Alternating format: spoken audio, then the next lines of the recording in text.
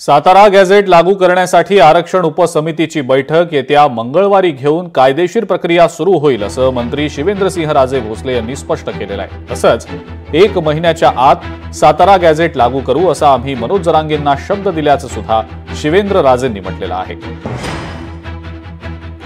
Satara gadget लागू करण्याच्या बाबतीत लवकरच बैठक ही आरक्षण उपसमितीची लावली गेली। मला वाटतं येणाऱ्या मंगळवारी ही बैठक मुंबईमध्ये होईल आणि उपसमिती सातारा गॅझेटच्या लागू करण्याच्या दृष्टीनं जे काही कायदेशीर त्याच्यामध्ये विषय असतील किंवा कायदेशीररित्या हे बसवून कसं लागू करायचं त्याची जे आहे ती प्रक्रिया चालू होईल। आज उपसमितीनं जे आम्ही जरंगे पाटलांना पत्र दिलं किंवा जो GR पण त्यांना हे करून दिला त्यात सुद्धा उल्लेख आम्ही केलाय की महिन्याच्या आत लवकरात लवकर कायदेशीर गोष्टी हे करून आम्ही सातारा गॅझेटचा आपण निर्णय करू।